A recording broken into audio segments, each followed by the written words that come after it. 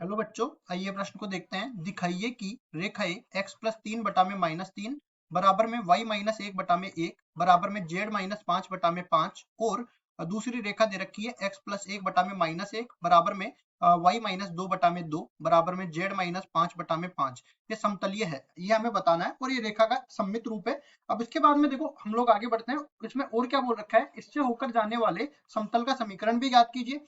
अब देखो, प्रश्न को हल करने से पहले इसकी मुख्य अवधारणा के बारे में चर्चा कर लेता हूं। मुख्य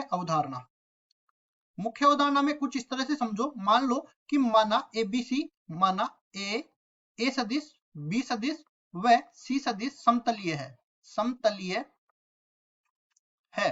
तो इनके बीच का जो अदिश त्रिक गुणा होता है ना, ए डॉट बी क्रॉस सी जो होता है, उस पूरे का मान अपने पास 0 के बराबर होगा। ठीक है, और एबीसी को किस, इनके अदिश त्रिक गुणा को इससे भी निरूपित किया जाता है, ए बी सी, इनका बॉक्स प्रोडक्ट 0 के बराबर होगा। और देखो बॉक्स प्रोडक्ट कैसे निकाला जाता है, इनका सारणिक निकाल के। मतलब कि ए सदिश के दिक् अनुपात पहली पंक्ति में आएंगे, बी सदिश के दिक् अनुपात दूसरी पंक्ति में आएंगे और सी सदिश के दिक् अनुपात तीसरी पंक्ति में आएंगे। इस तरह से हम लोग समतलीय सिद्ध करेंगे। अगर इनका अदिश त्रिक गुणन 0 के बराबर आ गया तो मैं बोलूंगा कि ये जो है अपने पास समतलीय सदिश होंगे। ठीक है, अब उसके बाद में देखो, अगर मेरे को समतल का समीकरण भी मेरे को निकालना है तो क्या करेंगे।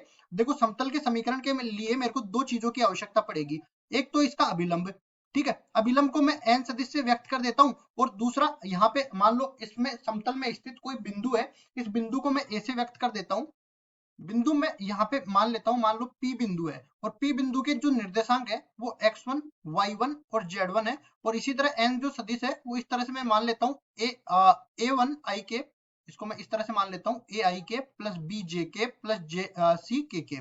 ठीक है, ये अलग है, इसको मैं अलग ही बोल देता हूँ। ये दूसरा भाग मैं बता रहा हूँ।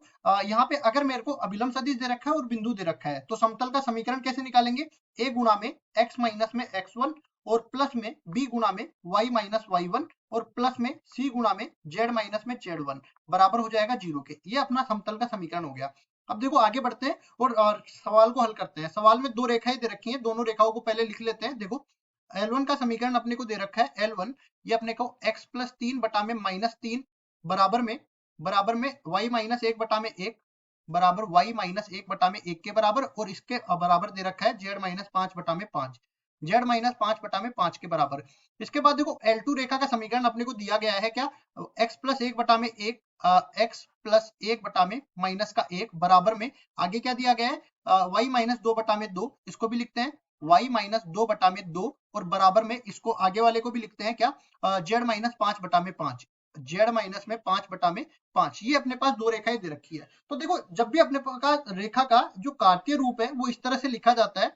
जैसे मैं बोल देता हूँ, L अपने पास रेखा है x माइनस में x1 बटा में a बराबर में y माइनस y1 बटा में b बराबर में z माइनस z1 बटा में c। तो मैं बोलूंगा ये कोई रेखा है, इस रेखा पर कोई बिंदु मैंने मान लिया P और इसके निर्देशांक अपने पास हो जाएंगे x1, y1 और z1। ठीक है, और इसी तरह इस रेखा का जो दिशा सदिश है वो निरूपित होगा ai के प्लस b j के प्लस c k के से। इस तरह से ये रेखा दिशा सदिश निरूपित होगा। तो इनको भी मैं इसी तरह मान के चलता हूँ कि दो रेखाएं अपने पास दे रखी है। सबसे पहले मैं बोल देता हूँ कि ये रेखा अपने पास L1 से निरूपित होती है। इस पर स्थित बिंदु P है, इसके निर्देशांक अपने पास है, यहाँ से देखो x माइनस x1 है तो ये -3 आ जाएगा, फिर 1 आ जाएगा और ये 5 आ जाएगा। ये बिंदु आ गया। अब इसका दिशा सदिश भी देख लेते हैं। दिशा सदिश यहाँ पे मैं a सदिश से निरूपित कर देता हूँ। a सदिश किसके बराबर आ जाएगा, माइनस में 3 i के और प्लस में j के और प्लस में 5 के। अब देखो आगे दूसरी रेखा जो है इसको मैं L2 से व्यक्त कर देता हूँ। इस पर स्थित बिंदु को मैं Q से व्यक्त कर देता हूँ। Q अपने पास इसके निर्देशांक हो जाएंगे -1, 2 और 5। इसी तरह इसका जो दिशा सदिश है उसको मैं b सदिश से निरूपित कर देता हूँ और इसके दिक् अनुपात हो जाएंगे माइनस का i के प्लस 2 j के और प्लस का 5 के बराबर। अब देखो यहाँ से इस तरह से समझो कि दो सदिश तो अपने पास यहाँ पे मिल गए, L1 रेखा का दिशा सदिश और L2 रेखा का दिशा सदिश। तीसरा सदिश यहाँ पे देखो बिंदु P स्थित है और बिंदु Q स्थित है, तो दोनों बिंदुओं से एक सदिश का निर्माण होगा। और देखो अगर ये रेखाएं एक ही तल में स्थित है तो इनके बिंदु भी एक ही तल में स्थित होंगे और इनके दिशा सदिश भी एक ही तल में स्थित होंगे। तो तीन सदिश अपने पास बन जाएंगे। तीनों सदिश को मैं यहाँ पे लिखता हूँ। ए सदिश अपने पास बनेगा माइनस में 3 i के प्लस j के प्लस 5 के। इसी तरह बी सदिश अपने पास किसके बराबर है, बी सदिश है माइनस में i के प्लस 2 j के प्लस में 5 के केप के बराबर। इसी तरह PQ सदिश देख लेते हैं। PQ सदिश ये अपने पास तीसरा सदिश हो गया, इसको मैं C सदिश से भी निरूपित कर सकता हूँ, मतलब क्योंकि जो स्थिति सदिश में से P का स्थिति सदिश घटा दूंगा तो ये बन जाएगा -1 + 3 मतलब 2 i केप, 2 माइनस में 1 प्लस का j केप, 5 - 5 प्लस का 0 के केप।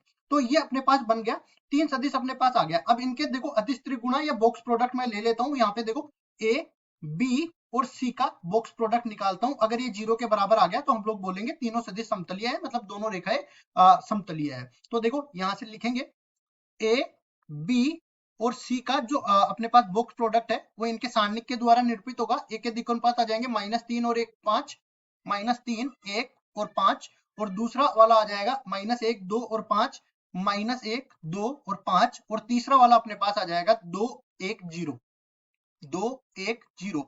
अब देखो इसका सारणिक मान निकालते हैं, पहली पंक्ति के सापेक्ष का प्रसार करेंगे तो ये अपने पास बन जाएगा -3, और प्लस माइनस प्लस चिन्ह पहले ही लिख देते हैं, क्योंकि कभी भी किसी भी पंक्ति या स्तंभ के सापेक्ष प्रसार करते हैं तो इसकी पंक्ति या स्तंभ के अवयवों को उनके संगत सेकंडों से गुणा करते हैं, और प्लस माइनस प्लस चिन्ह लेने का मतलब यह है कि उनके अवयवों को संगत उपसारणिकों से गुणा किया जाता है। तो देखो -3 ले लिए, इसकी पंक्ति स्तंभ को छोड़ देंगे और बाकी बचे हुए अवयवों का सारणिक ले लेंगे। तो 2 × 0 0 के बराबर, इसमें से घटा देंगे 1 और 5 का गुणा जो कि -5 के बराबर होता है, फिर एक माइनस के साथ लेंगे। अब इसकी पंक्ति स्तंभ को छोड़ेंगे, -1 × 0 0 के बराबर, इसमें से 2 और 5 का गुणा घटा देंगे जो कि -10 के बराबर होता है। ठीक है, मतलब माइनस पहले है और 10 बाद में इसका गुणा आ गया। फिर आगे देख लेंगे 5, इसकी पंक्ति स्तंभ को छोड़ेंगे, -1 × 1 -1 के बराबर, और 2 और 2 4 का 4 हो जाएगा, और घटा देंगे 4 को।